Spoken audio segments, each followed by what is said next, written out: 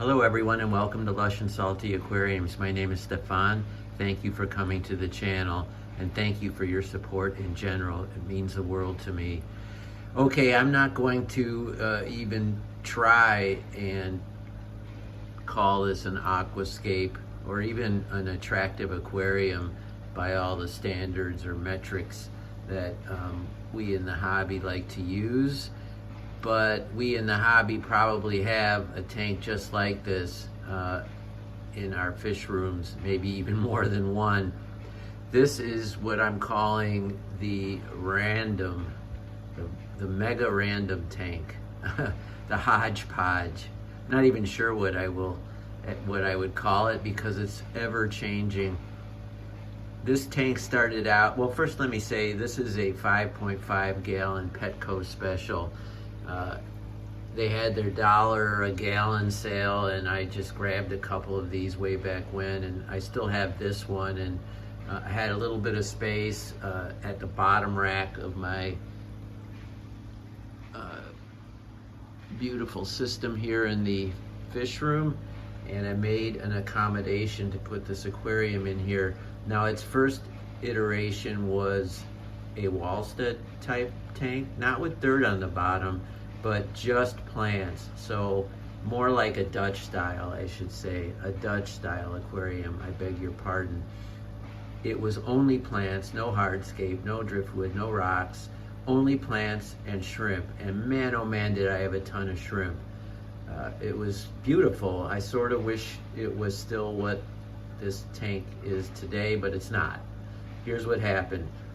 That live bear tank, which I just showed you a video of, which is right there, right above it, those fish started spitting out fry left and right about half a year ago.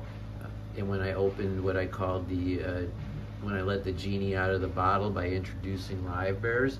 And I put the first groups of fry in the 5 gallon tank here in that Dutch style tank. And they were really, really happy and they looked really, really cool. But then they got really, really big, really, really fast, and they devoured all of the shrimp. They were getting too big for such a tiny tank, and I knew that was gonna happen. How could I not? I'm not an idiot. I might be a fool, but I'm not an idiot. So I netted them all up and I brought them to my LFS and traded them for anything I might need at the time, and that was awesome. I found a home for them. And right away I had a couple drops up in this aquarium here, another 30 or 40 fry, and I just wasn't gonna do that for the rest of my life. And I wasn't gonna set up another aquarium somehow or start filling jars with little baby fish.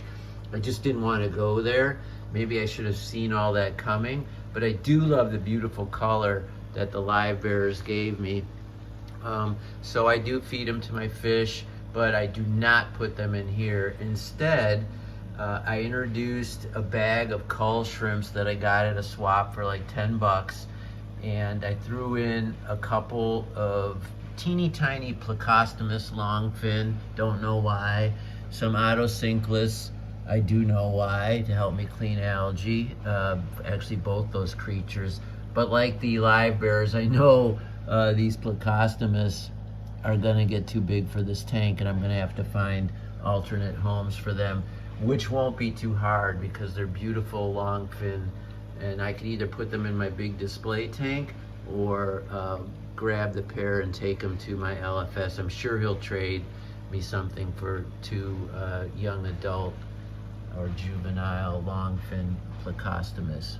They're very pretty fish. Maybe that's why I bought a couple inch long tiny ones at a swap, not knowing exactly what I was gonna do with them, because I'm an addict and I want what I want, and I wanted that right then and there. And 2 fish for like 10 bucks, I jumped on it. So they're in there, as is Godzilla, my Monstro mystery snail. He and the Otocinclus and the Pleco are all on that zucchini, and the other shrimp and ram's horn snails come and go, but Godzilla is dominating it right now. Happy birthday, Godzilla. He's 50. Can't wait to see the 2 new films with that amazing monster. But I digress. Also in this aquarium are a group of CPDs, celestial pearl danios or galaxy rasboras, which I also picked up at a swap. And I knew I was going to put them in this tank, having set it up as a hodgepodge, kind of hoping they would breed. I put in some Christmas moss in this little basket. A lot of people do that on YouTube, but they're just as likely to drop eggs into that cluster of Java moss as anywhere else. And I also have a few clown killifish in here, which I'm happy to, let me find one for you. Where are you, clowns? Oh my gosh, they're so striking. You'd think I'd see one right away. Well, there's 4 in here, and there's one back there. You see him? Boom, and there's one right in front of the camera. Boom. Ta-da! They were super tiny again at the swap, so I threw the, you're getting a sense of pattern here. I go to a swap and I buy fish. It's inevitable. A kid in the candy store, all that. You go to a barber shop, hang out at a barber shop long enough, you're bound to get a haircut. You go to a swap, you're bound to get some fish or plants or both, or invertebrates or all of the above. And I'll do that next swap, sure as shit. But I love that stuff. But so I've got these clown killies in here, 4 and 6 CPDs. Not too much fish for this 5-gallon tank. They're so tiny, but they both could conceivably predate on each other's eggs. However, my tentative plan, it could change in a heartbeat, is whatever fry I discover first, be it the thumbnail sliver of a CPD just up at the top here, or the distinctive little colorful clown killie, whatever one I see first, I'm going to devote this tank to those fish, and I'm going to move the other fish into my many other tanks, find suitable homes for them, and then create an aquascape around whatever fish has begun to spawn. I'm not not spawn, but actually bear fruit. So I mean, they're gonna spawn. It's whether the eggs come to fruition. That's the big question. There's plenty of reasons why they might not. And also, I should qualify Aquascape. What I'm thinking is I'll figure out the best, most attractive scape I can do given the fish that prevail. I want it to look a little more beautiful than this.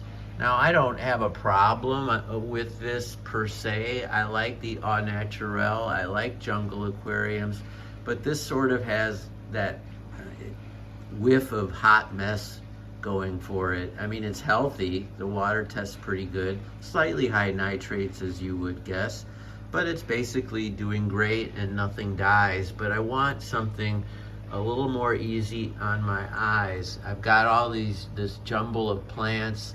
I dig the emerged growth pothos you see here, different kinds, and that'll probably stay, but I want to organize what's going on down here and not breed fish to make more fish, but give the baby fish a chance to grow up with their parents, even if it's just 2 or 3 fry. That's all that I need, because that's all that'll fit. So that's where I'm at with this aquarium. If you have any thoughts or comments, be gentle on me. I know how many flaws are going on here, but love to hear from you nonetheless. Okay, everybody, ciao for now. Oh, and always keep your hands in the tank.